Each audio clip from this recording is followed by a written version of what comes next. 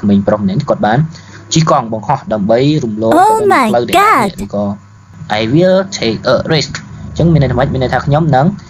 ប្រថុយបាទជំរាបសួរទាំងអស់គ្នាសូមស្វាគមន៍មកកាន់ការសិក្សាពាក្យជាភាសាអង់គ្លេសដែលប្រើប្រាស់ប្រចាំថ្ងៃជាមួយខ្ញុំទាំងអស់គ្នាបាទអញ្ចឹងតើតើនឹងមេរៀនថ្ងៃហ្នឹងគឺយើងរៀនតទៅលើតើតើនឹង collocation ដែលផ្ដើមដោយពាក្យ take អញ្ចឹងតើតើនឹងក្រុមពាក្យដែលផ្ដើមដោយពាក្យ take ទាំងអស់គ្នាអូខេអញ្ចឹងយើងចូលទៅសិក្សាទាំងអស់គ្នាបាទអញ្ចឹងពាក្យទី1នោះគឺពាក្យថាថែរក្សាអញ្ចឹងពាក្យថាថែរក្សាជាភាសាអង់គ្លេសយើងអានថា take care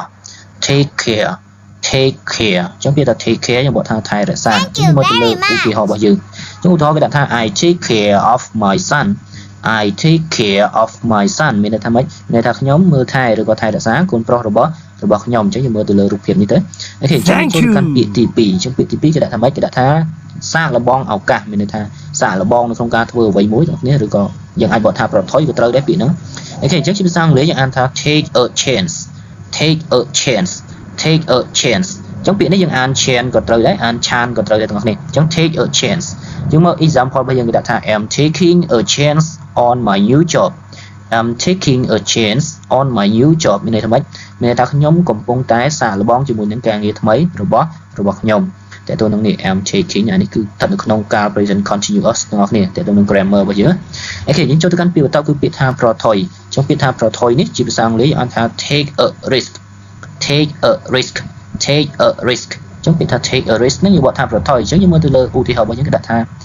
I will take a risk អញ្ចឹងមានន័យថាម៉េចមានន័យថាខ្ញុំនឹងប្រថុយយើងមើលទៅដល់សកម្មភាពមួយនេះគឺក្មេងប្រុសនេះគាត់បាន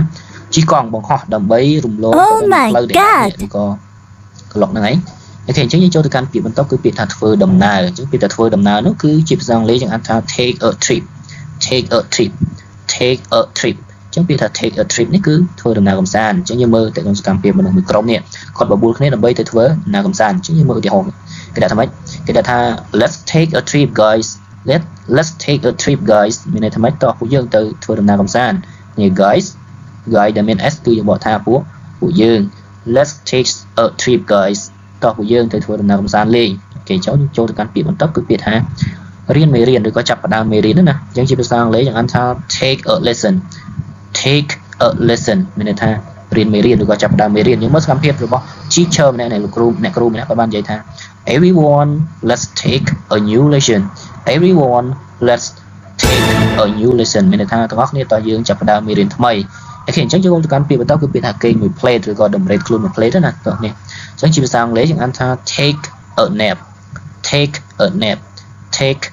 ញ្ចឹងពាក្យថា take a nap ហ្នឹងគឺគេងមួយ plate ឬក៏តម្រេតខ្លួនមួយ plate អញ្ចឹងយើងមក example បងប្អូនអ្នកក៏បានសម្រាកឬក៏គេងមួយ plate គាត់និយាយថា I take a nap មានន័យថាខ្ញុំគេងមួយ plate ឬក៏តម្រេតខ្លួនមួយ plate អូខេចូលដល់ពាក្យចុងក្រោយគឺពាក្យថាសម្រាកអញ្ចឹងពាក្យថាសម្រាកនេះជាភាសាអង់គ្លេសយើងអានថា take a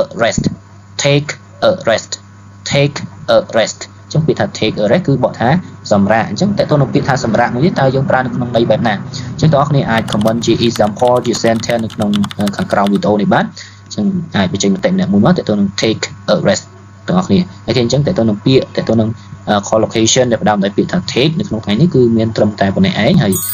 complete ជួយចុច like ក៏ដូចជា share វីដេអូនេះម្នាក់មួយផងដើម្បីទទួលបានការ upload មេរៀនថ្មីជាបន្តទៀតពីខ្ញុំបាទអូខេអញ្ចឹងអរគុណសម្រាប់ការតាមដាននិងទស្សនាទាំងអស់គ្នាជួបគ្នានៅវីដេអូក្រោយសូមអរគុណសូមជម្រាបលា